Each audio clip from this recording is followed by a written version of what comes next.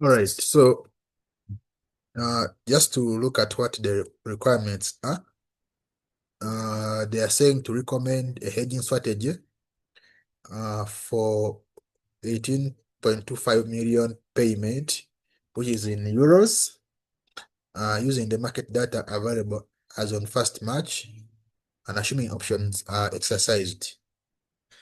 Then assume basis diminishes to zero at contract maturity at a constant rate based on monthly intervals. So from what you read here, you can see that you have to deal with the options, but also since they're saying basis, you also have to deal with futures as well.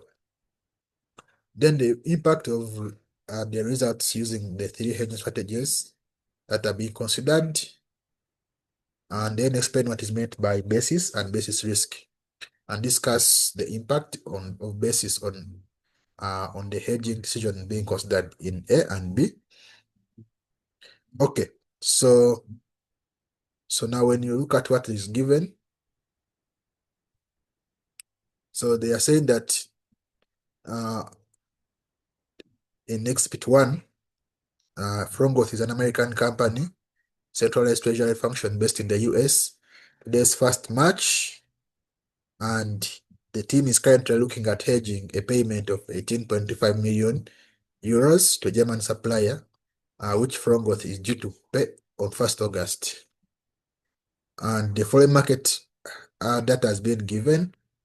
And I think if I'm to summarize what is happening here, okay, for the benefit of understanding why what was going wrong, is I think you may have confused the fact that we are in the US and that the dollar is the base currency. Is that the case? Can you first confirm that? Yes, yes. The country we are in is the US, so that the local currency would be the dollar being the base currency. Now that is not But correct. however, Mm, yes. However, I see the way they quoted the rate as US dollar per euro would mean yes. that the base could be gotten from this. Yes, the base currency is the euro. So that's the whole point I think that is putting you off. However, I think we do the question in this entire that also Monica may also benefit in case she hasn't done the question, and maybe she also has some issues with the same issue with the same. So you have the exchange rates, so you have the spot, then you have the forward 5 months forward. Then you also have the futures, and the futures for them, uh, they are saying the contract size is 125,000 pounds, and the price is quoted as dollars per pound. And then also have options, same contract size, quoted at US dollar per pound, but the premium is in cents per, per euro, not per pound. Okay, and they have given us the calls for March, June, September, and the puts for the same. So you have to of course pick which one that you are supposed to use based on your understanding of the question. Okay, so now that's exhibit 1, and what we are going to answer actually for the calculation comes from there. But the second exhibit looks at the alternative exchange rate scenarios as of 1st August. So, and they're saying here that the Treasury has been asked to consider two scenarios for what exchange rates could be on 1st August, and also the significance of the basis risk in deciding how the risk should be hedged. So the first scenario is given that the exchange rate at the moment is this as of 1st August, but then the 5 months forward could be this. Then scenario 2, the spot as of August is this, and then the 5 months forward is this. Now, so the currency future contracts are given, and they are telling you the amount is 1.1563. So basically, that's what we have. So now if we start with the first one, where we have to make a payment of 18.25 million. So now this is where we need to understand, usually you have to start with identifying the base currency.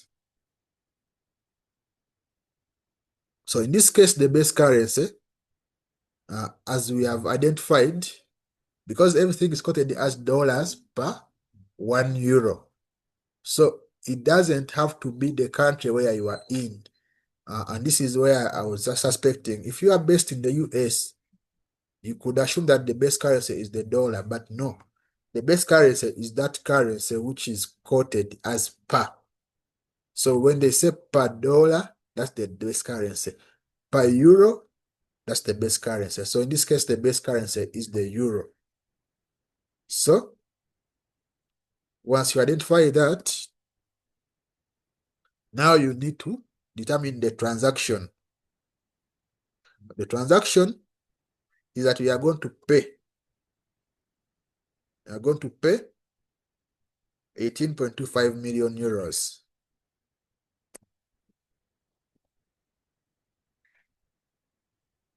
So we are going to have to pay 18.5 million euros. And the implication of this is that since we are going to have to pay these euros, we are going to have to buy euros. Now, so once you understand that, then you need to realize that when they are quoting to you the rate, they will have a buy and a sell. Okay. Now, in this case, for the spot, they're giving us 1.1483, 1.1483. Then here they are giving us 1.1497. Now, what you have to understand is that the buy and sell are in the perspectives of the bank, okay? Buying or selling the base currency. Okay, so in some cases, you find some books tell you that they are in your perspective, buying and selling the counter currency. I don't dispute that to be the case, but usually they are not usually in your perspective. They are for the bank. And although the computation ends up being the same, it confuses a little bit. So the understanding should be that the rates are given to you for buy and sell in the perspective of the bank, buying and selling the base currency. And you can see it easily here because the bank buys less and it sells more because the bank always makes a profit. So now, once you realize that, then you have to buy euros. That means you're going to have to buy euros. The bank will sell them to you. So the bank will sell to you the euros. So now, if this was for spot, then you just use this. But we have a 5 months forward.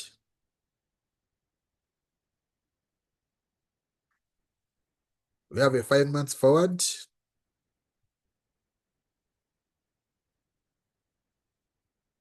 And that one is 1.1528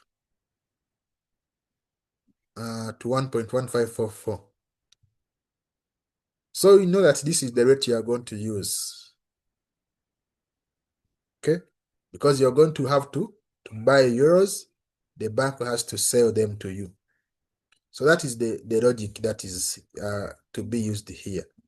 And soon as that is done, then you know the rate. Now the other thing is that, do you multiply or do you divide? So when converting with the base currency, you divide. When converting to the counter currency, you multiply. So since we are going to convert to euros, we are going to have to divide.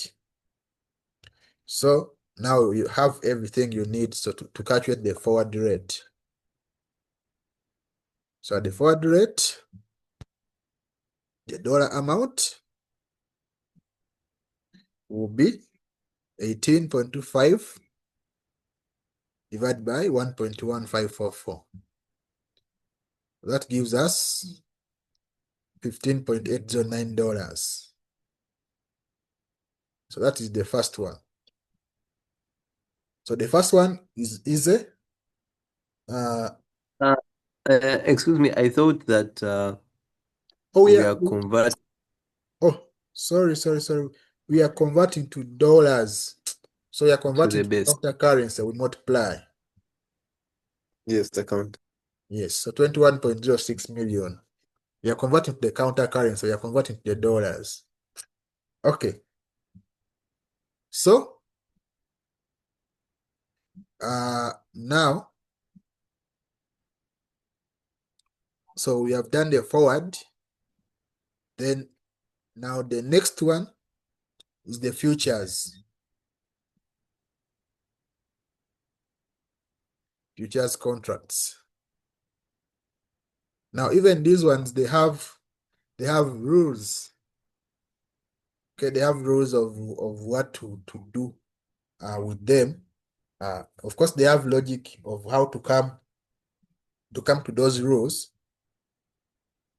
With the future contract, what you are worried about is that since now the rate is at 1.1497, so because you are going to have to multiply, you are worried that that rate would increase later. Okay, so you're worried that it will increase later. So now to hedge against that, you can buy a futures contract, because if you buy a futures contract and the rate increases, then you can sell it at a higher price. So that profit that you get will reduce the adverse effect of the rate increasing. That's how futures work. So in most cases, if you have to buy the base currency, the worry is that since it's a payment, the rate will increase. So you buy now and sell later. So if making a payment in the base currency,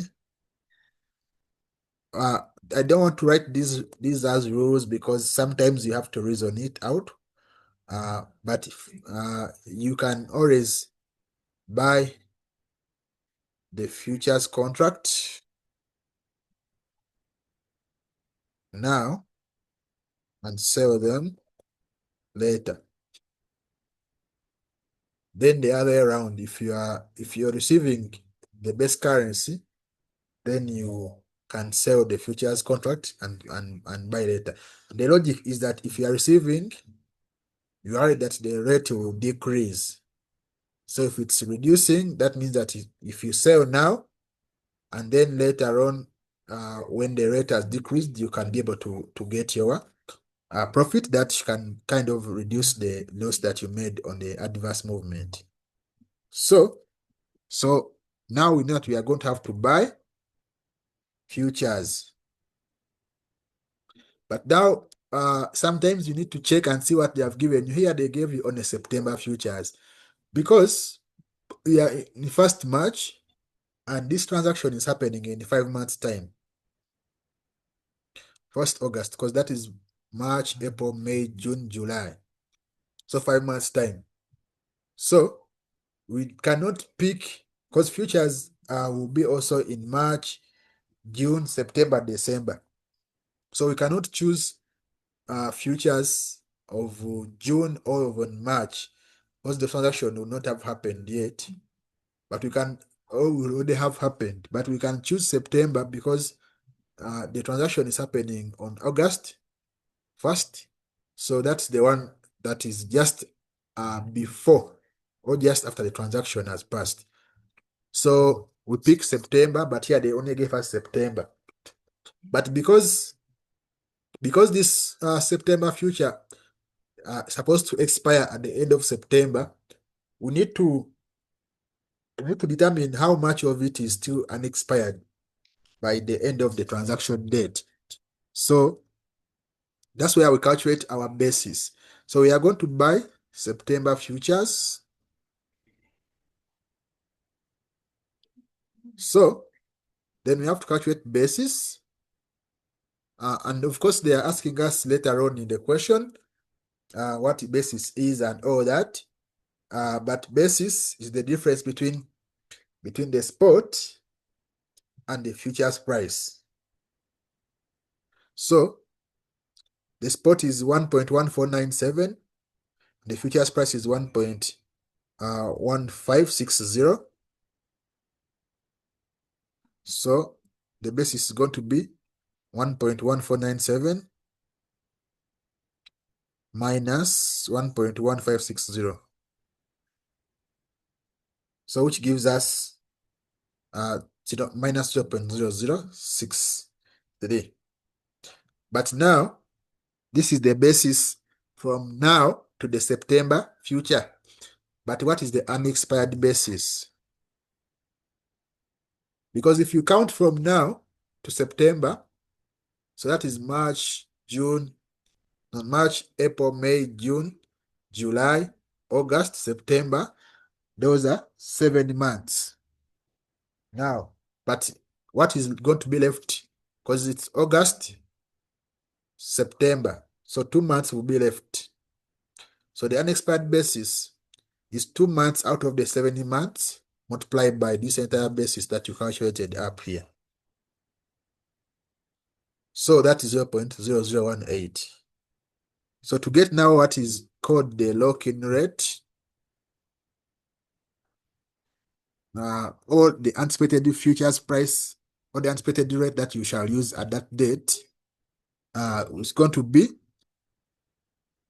the one that you have here for the September minus, or rather plus the unexpired basis. But here, since it's negative, so that is 1.1560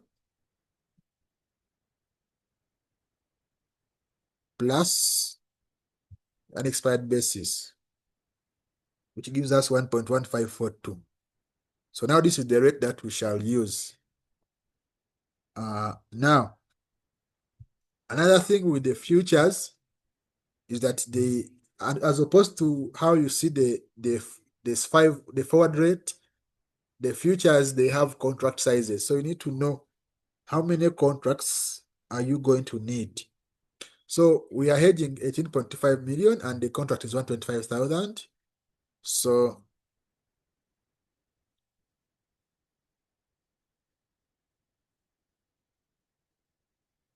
when you divide that, you get 146 contracts. So here, this is a whole number, so we don't have over or under hedging.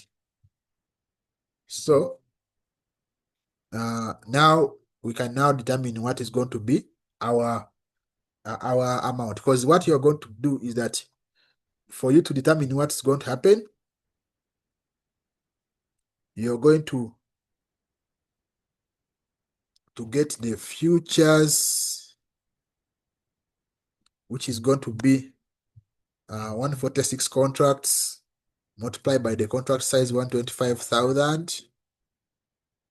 Okay, then you multiply it by the rate that we are going to use, 1.1542. So ideally that should have been 21, but that is 21.064 150. So That's the amount that you're going to get for the future.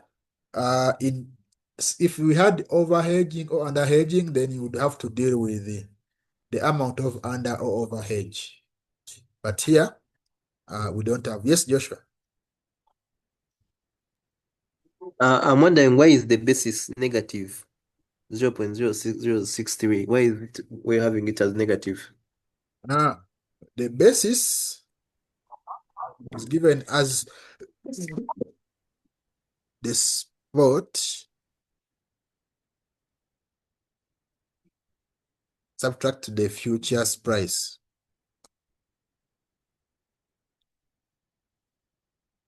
So that's the basis.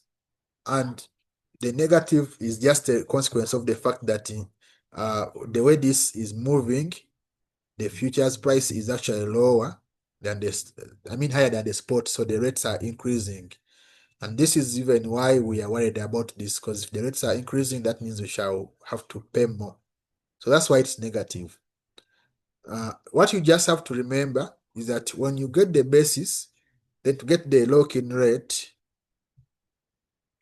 you get the futures price and you add the unexpired basis. So if you remember it that way, it means that even if you have a positive unexpired basis, you will get the answer right because you just add it there. And if we have a negative one, it will reduce the figure. So that is basically it.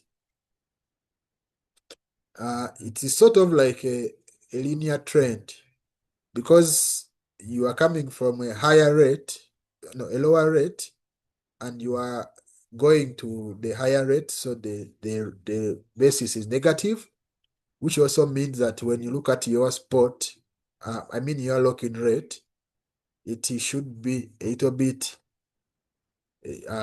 because it's going to be a little bit less than the one that you had for the spot or the future at that price, because the rates are increasing. So before you reach the 7 months to reach the entire figure, you will be somewhere on the figure which is less than what you had as the futures price. So now for the futures, as I said, the only thing that you would worry about more in this case would be in case you had to pay margin calls. Let's say usually they don't ask that. Also, if the contracts were not whole numbers and you had to hedge the remaining part using the spot, which is the question you did last time. The next thing that we are going to worry about here is the options. Now, for the options,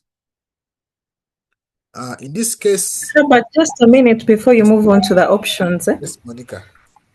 Yes, I have a question. I just want to understand that bit of when we are making a payment to the base currency. I didn't get it clearly. And then also you can maybe help me understand it better if we are to get a receipt.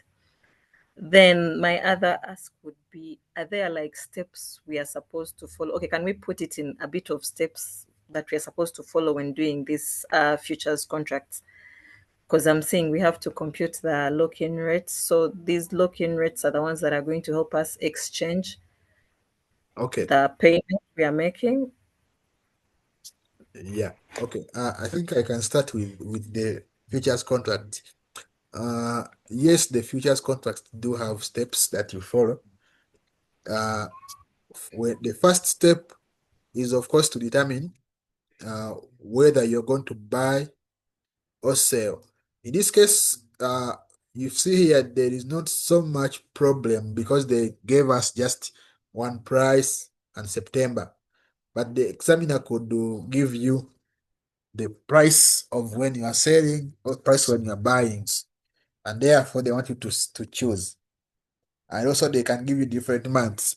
Of course, for futures, I haven't seen it so much. They only mostly do it with options, uh, but it helps to know that when you are, it helps to know whether you have to buy a contract or sell a contract. So And how you determine it, as we said, you look at what is your worry. So since here we are going to have to convert to a counter currency, we shall have to multiply, like we said. We are going to basically sell.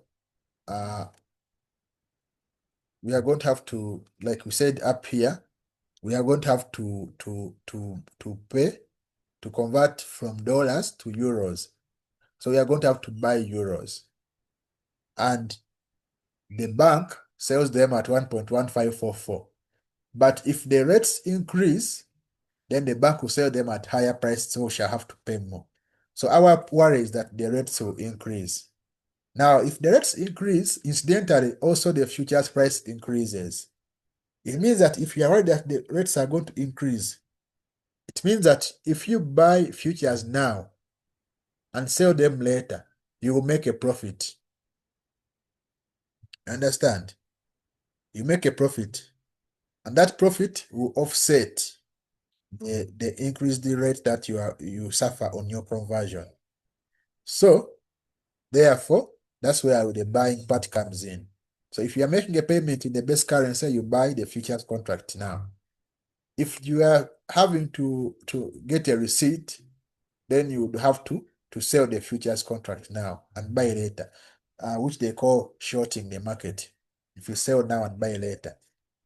Now, from there, the next step is to calculate the unexpired basis.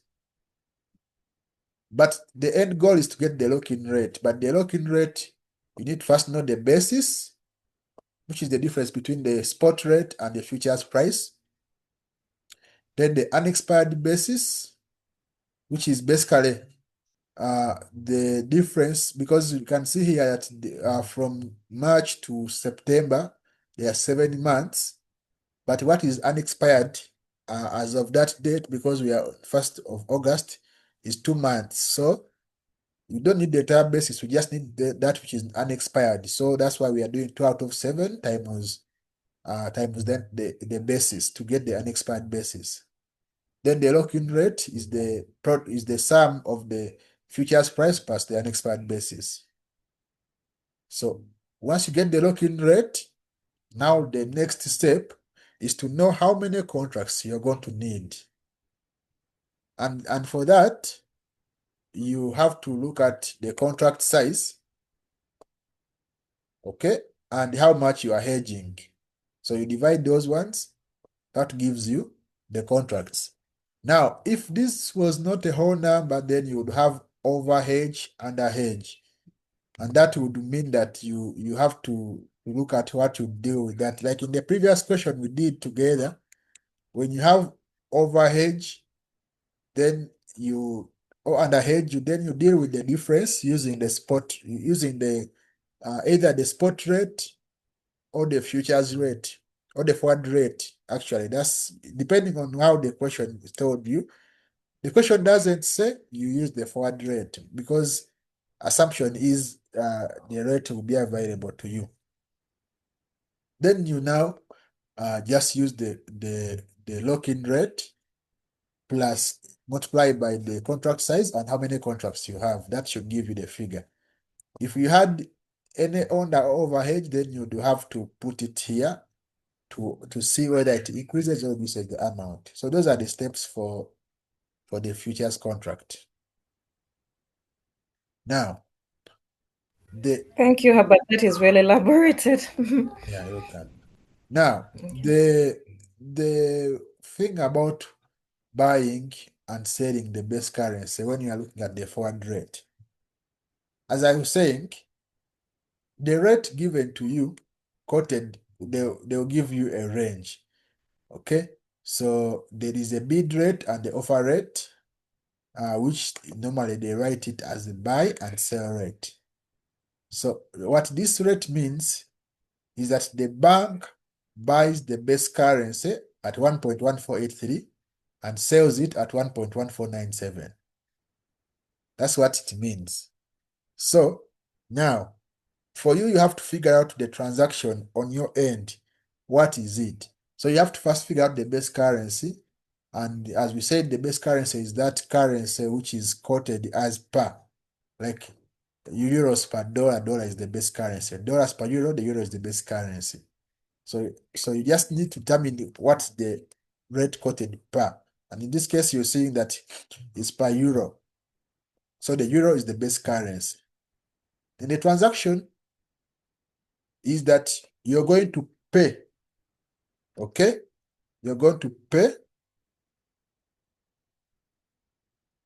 18.25 million euros.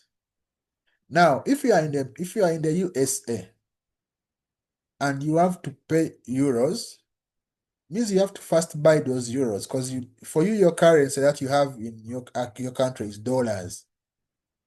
So you have to buy the euros so that you can use them to pay. So you are buying the base currency. And if you're buying the base currency, that means the bank is selling it to you at 1.1544. That's where the logic comes in. Is that clear? I explained the receipt.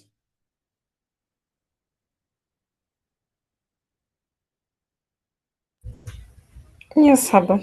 Okay. Now for the receipt, if you are going to receive 18.5 million euros, since you are in the USA and you use dollars, it means as soon as you receive that money, you're going to have to convert it to dollars. It means you are going to have to sell those euros. And if you are going to sell the euros, then the bank buys them at a lower rate. So that's how you come to that conclusion of whether you use the buy rate or the sell rate, based on whether you're buying or selling the base currency. Okay, I hope that is clear. So now we got the options.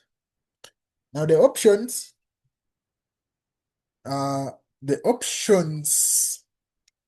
have this thing that they give you the right but not the obligation. So for them, there will be a premium payable. And basically what you need to determine whether to because if you look at the options, they are giving you excess price and the premium, but they are giving you calls and puts. So first of all, we already know that we are going to use September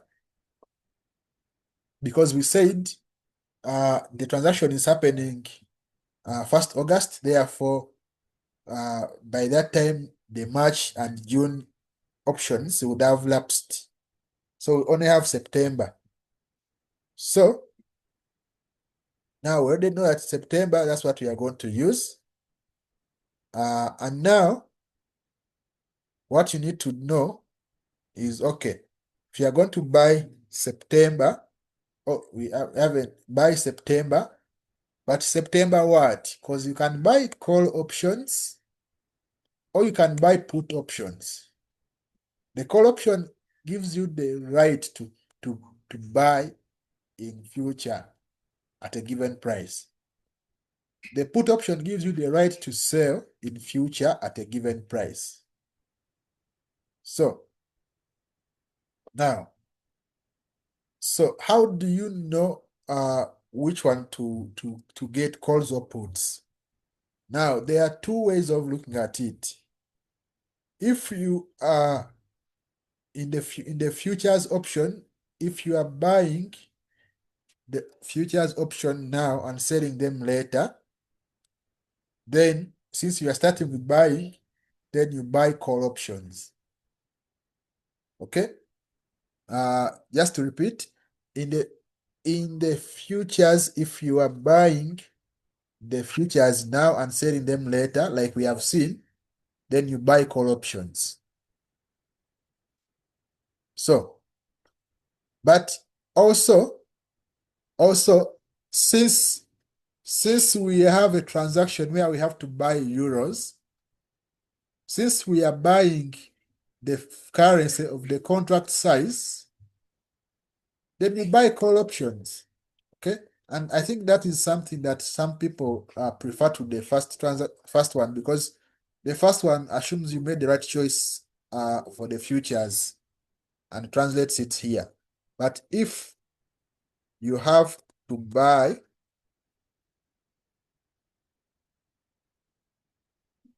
the currency of the contract size, then you buy all options.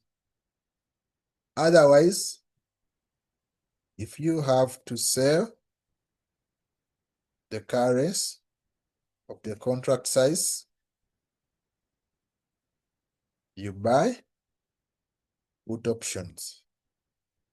Okay, so this is the one that doesn't assume that you already got this one right. But here, since we already bought September futures, then we know that we are going to buy call options.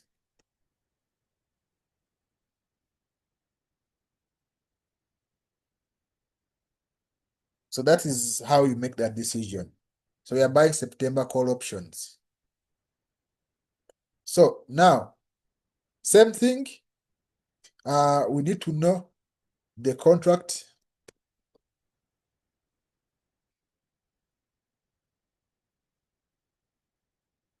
So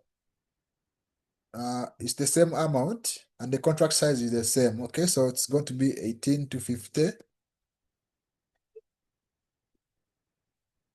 So it's the same contracts, 146 contracts. So now what is going to be the way the transaction goes? You would have the option. Now, there is an assumption they told us to assume that uh,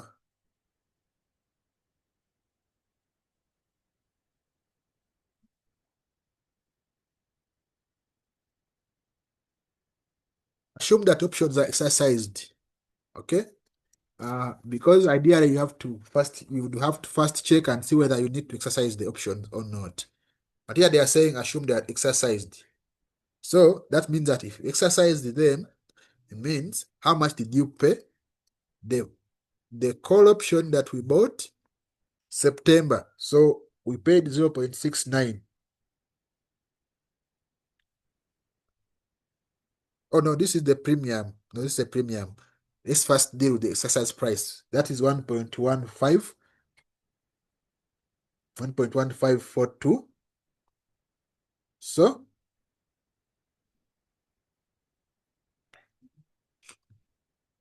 1.1540. So there are 146 contracts, and each one is at 125,000. Okay, so that gives you, and we paid how much? 1.1540. Now this amount here, remember, is dollars, right? Dollars per euro. So if I multiply them, what I get is in dollars. So this is dollars 21.060. However, because we paid the premium, it reduces this amount. No, does it reduce? Actually, it doesn't, because we are paying both amounts. We are paying $21 million, but we are also paying a premium, so it increases. So you need to know whether you're paying the amount or you are receiving it. So since we are paying, we shall add the two. So what's the premium? The premium on the September call option is 0.69 cents. Remember, those are cents. 0.69 cents. Okay. So divide by 100 to get the cents or to get the dollars. Multiply by 146 contracts. Multiply by 125,000. So that is the premium, which is 125,925. So you can now add the two, and then you get the amount. Okay. So now we can compare here. Forward, future, option. This is the dollar payment. So the forward is there, the future is here, and the option is here.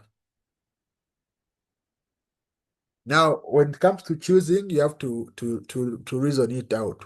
Since we are making a payment, we prefer the cheaper option. But if you had been making the receipt, or if you had the receipt coming, then we prefer to get more. But here I would prefer to pay less.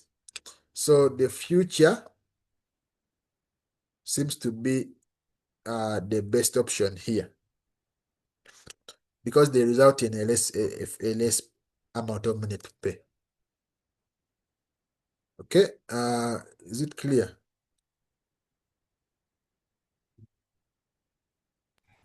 Yes, Herbert. Okay, so that's how the decision should be made. And now, second part is looking at if the rates and futures are as per scenario 1 and scenario 2. So now scenario, this exhibit is talking about what it could be as on 1st August.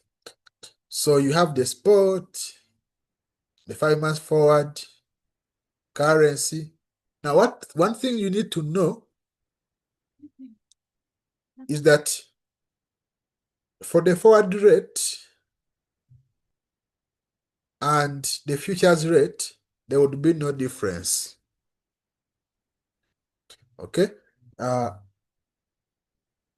Reason why that's the case, because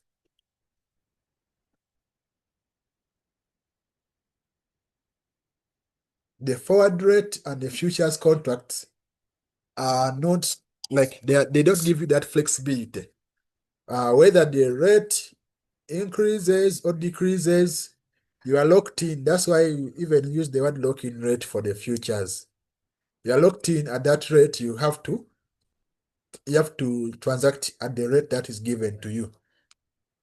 However, for the option, you actually have a choice. Okay, so now for the option, what you would have to do is to, under scenario 1.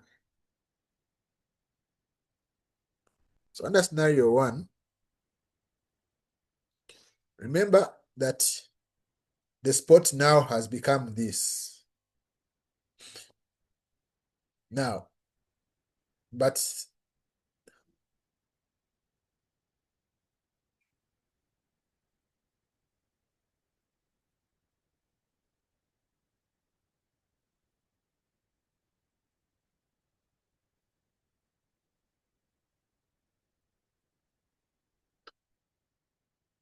excuse me. So I was saying that for the futures and the forward contracts, it won't happen. There wouldn't be any problem. The rates will stay the same, because you have to look at the forward rate here. And you see here, they gave us the 5 months forward rate, 1.1528, 1.1544. And they did change them. Okay, they changed them. So they gave us the 5 months forward. Now, the 5 months forward that they are giving us here is given to us as of 1st August. It's not what we are going to use. We are going to use the 5 months forward as of 1st March. So it doesn't matter. This will stay the same. Same thing with the futures. They have given us September futures as 1.1522, but they are giving them to us on 1st August. Now,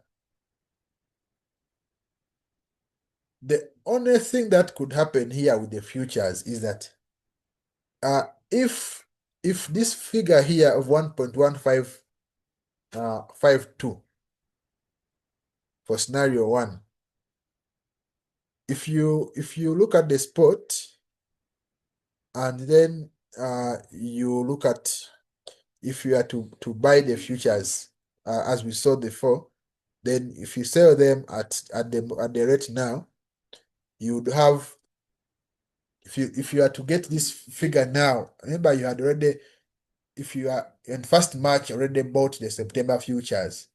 So all you do is to sell them at this price here, 1.1552.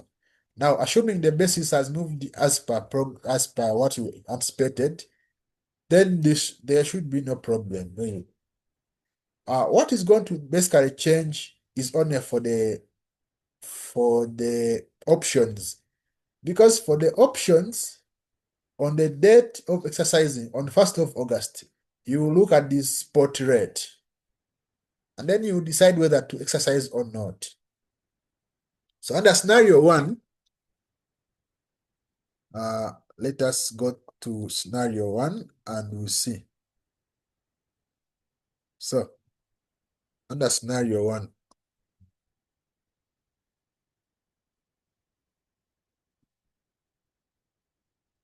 exercise price. Remember, we bought our call options at 1.1540. Remember, this is a call option, so just you need to understand that. So what is the spot on 1st August?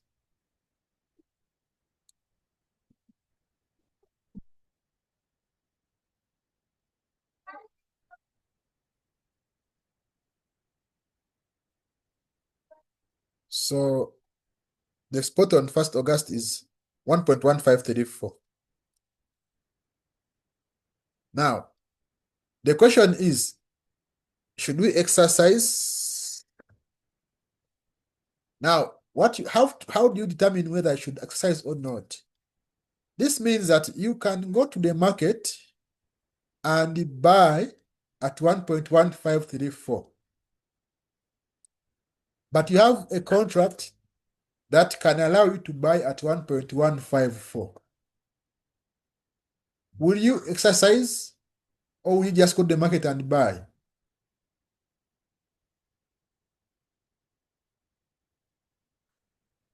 And for this one, I will need your answers that I see if you have, if you are getting what I'm saying.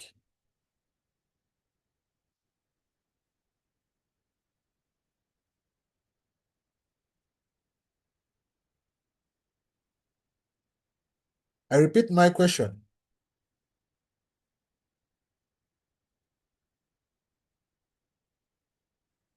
I'm saying,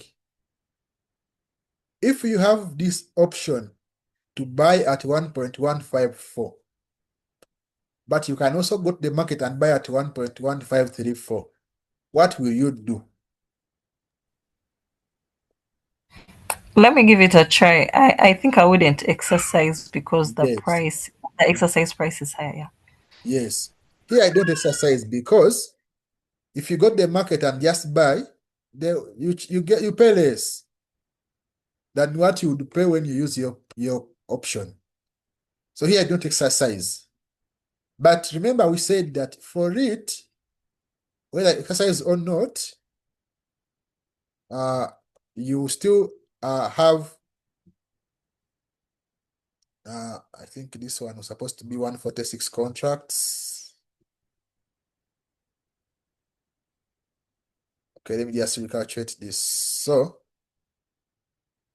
yeah, this is the contracts.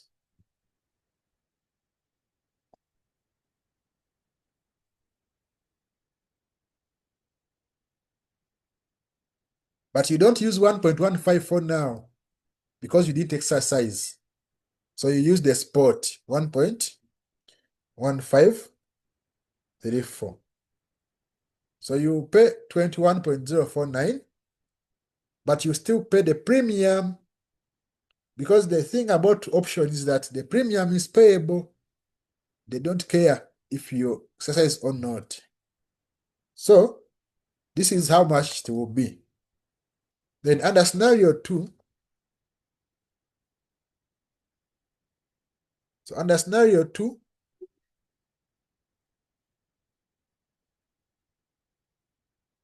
then you look at the option, right? Again,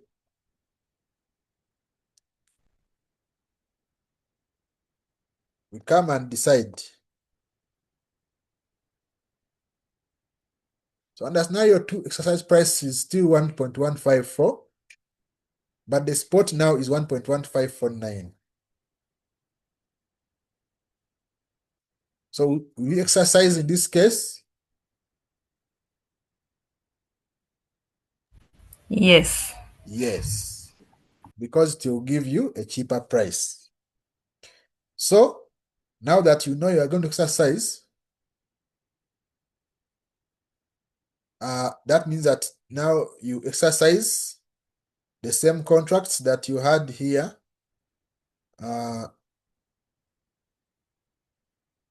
But here now you're going to use the rate for the exercise price, 1.154. Okay, but you still pay the premium, and therefore you end up with the amount of 21,186, the one that we had before. So that's how it will change for. That's how it will change for the options.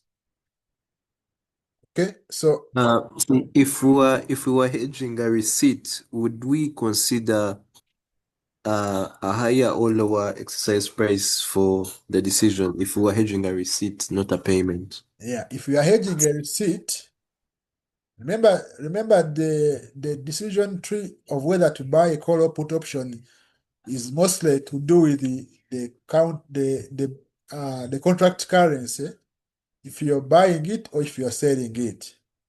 But yes, chances are high that you would be using a put option if for a receipt, based on the contract size the currency is in. So if you are having a put option, which is the option to sell, yes, you do have to reverse the decision, because there you are saying, I can sell at 1.154 using my option, or I can go to the market and sell at 1.1549. So then you pick the higher of the two, because for selling, you want to sell at the higher price. You get? Yes, I've gotten it. Okay. So that is it for just that decision to be made there. Now, the other thing that this question had was to understand, to explain what is basis risk, and how it can impact the hedging decision being considered in A and B. So we already said basis is the difference between the futures price and the spot rate. Okay, and we said you get it by saying spot rate minus the futures price. So ideally, what this is all about is that if I am here,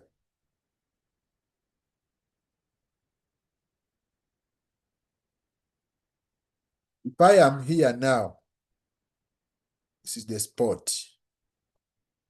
If I am trying to predict this price, when I'm still here, there is a very big difference, okay, between the spot and the future. But as I keep going, that difference should keep reducing.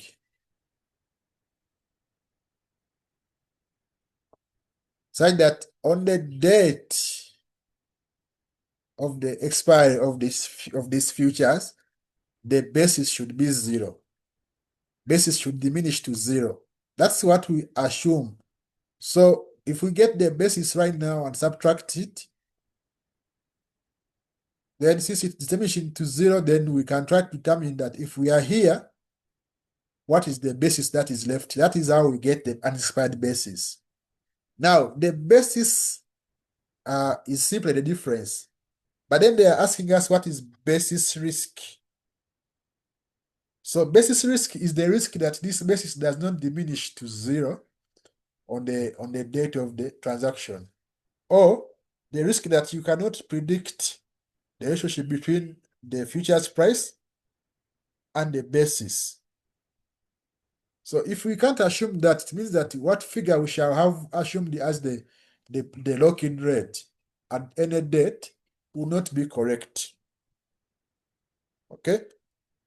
So if we assume that the basis is not diminishing to zero, it means that our prediction of this lock-in rate and therefore the future price that we are going to be paying using that rate will be off.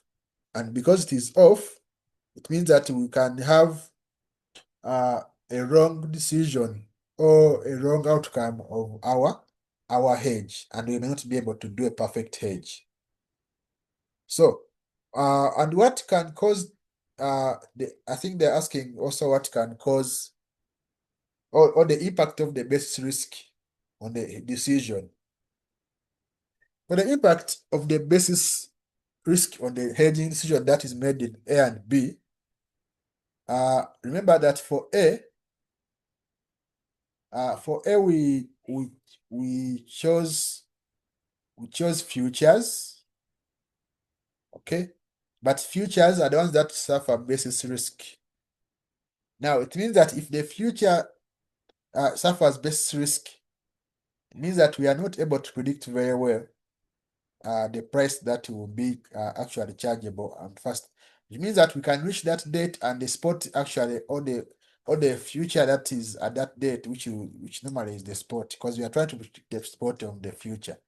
So when you reach at that date and the spot actually, for this case, since we are worried about it increasing, if it has decreased, then we shall not be able to benefit from that decrease, and instead we shall pay more money.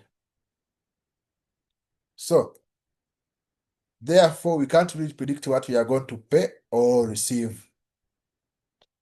But for the second scenario, it is not so much pronounced because, as we said, there's not so much difference regarding those two scenarios if you are looking at the futures price, because we don't usually consider the futures price, I mean the spot as on 1st August. We rather consider the spot as of 1st March and the basis that we have calculated. So, and since we have not seen any change there, the only change we have seen is in the decision to exercise or not, then there may not be so much difference in what? In the decision that we are making. So, just to summarize, and you can always go to the solution and get better wording of this. Basis is the difference between the spot and the futures price. And basis risk is the risk that the relationship excuse me, between the spot and the future cannot be predictable, and that basis does not diminish to zero on the future contract maturity.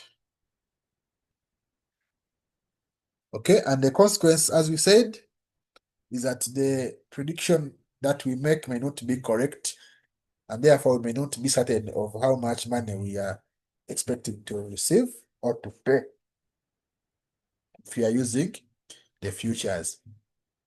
Now, they have asked about this, but they can ask for forward rate, they suffer what we call default risk. Because the bank may actually tell you, of course, we agreed that we are going to give you, but we don't have money. And it's not a contract really. So you can always go and the bank doesn't give you the money, and then you start suffering with the spot rate at that point. Now the only problem with it is that it's a little bit more expensive as you have to pay a premium. Here we have basis risk, but also we have the fact that sometimes we have what we call margin calls. So in case you have any issues with some of these, you can check the text and you understand what they mean. So I don't know if you have any questions on this one.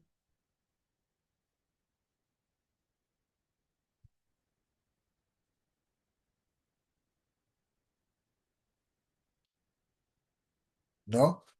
Uh, Let me ask you guys, have you done the mocks? Some of the days I've not been around, I've been asking you to do the mocks.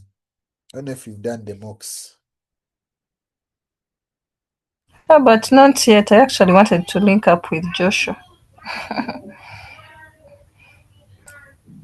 But we are going to do. I'm going to do Yeah, at you least can by end of you this. can do the ones that you find on the practice platform, but also there's I The ones in the kit or in the platform. the platform has, but I think also the kit has I think a mock or two. Because what I want you to do, like for example, the ones that are on the platform, you can do them while mark like while timing yourself so that you also test time management, because you may actually know what you may know what you have to do, but then time might actually catch you. I understand that. So you need to be able to actually understand uh, how to manage the time between the two sections so that you give yourself a good balance for the different questions. So that's what I want you to do. And for that, you can do it and then you can share with me and I see how you wrote. And then the ones that are in the kit, you can do the same. Just you can actually print out the papers uh, or put them on one side of your computer so that you open the other side for the spreadsheet and the Word document, and you practice, because I feel like isn't your exam sometime next week on Friday? Yes, it's on Friday. Yes. So now I would prefer that you at least do, because I would prefer to finish actually last week, but I had sick people. So that you have this week to do those mocks and I look through. So I'm suggesting that you use tomorrow and do the mocks and share with me so that I can know ahead of time what areas you can focus on between now and the exam, especially maybe with how you wrote your answer, something like that, so that you don't lose marks for something that you could easily correct. So Okay. does that mean we shall have another session?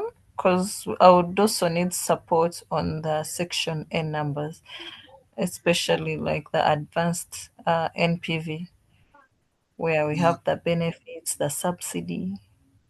Oh, we have not done a number like that. I think we have so many numbers that are done. I don't know if you saw some of them on the platform, the recordings. Yeah, I've seen the recordings. I've started going through, but I would love if we could also go through as here. But now, given your exam is on Friday, hmm, Mm, next week. yes. I mean, tomorrow me I can come and we have a session, but I want you to do the mock side that you share with me on time, and I be able to correct you, and you also get time to try to implement what you have corrected, because I mean we can do questions up to Thursday night and it may not be what you need. So you want a session tomorrow? Yeah, I would want a session tomorrow. I don't know about Joshua, but me, I would want, because I'm also planning on getting leave later this week and next week. Okay. Uh, to simplify, just try to look for a question that has those things of the subsidies and whatever what have you. So that Benefit. you share with me so that we do it tomorrow. Okay, that's okay. All right. I had tried to do the practice platform, Yeah. and yeah, those questions need some serious timing because you can end up not finishing. Yeah, Yes. And yes, the but thing that happens sometimes, like I don't know if I told you when I was doing a question, there you reach a point and you don't know what to do about certain question, and instead of trying to move on to other parts of the question, you get hung on it and time moves. So you should do learn how to let's say, for example, you need a figure to calculate in another part and you don't know how to get it. You can don't make it as a habit, but you can assume a figure there so that you proceed. The good thing about Excel is that when you come back and you have time and you figure it out, you put it back, everything auto computes if you are doing it the right way.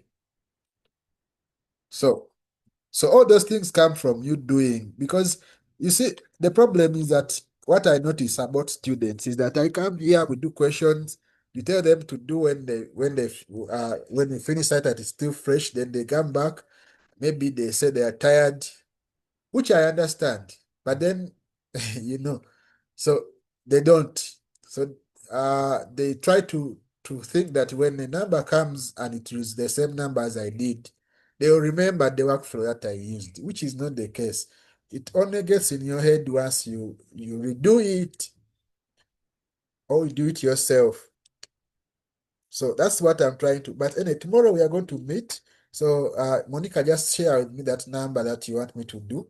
Tomorrow we shall do it. Uh, and I'm saying this, I don't know. Anyway, I will let you know. I'll let you know if tomorrow is not possible, if it is. But I want it to be possible so that at least we can finish that. So have a good night and see you tomorrow. Okay, thank you very much, Herbert.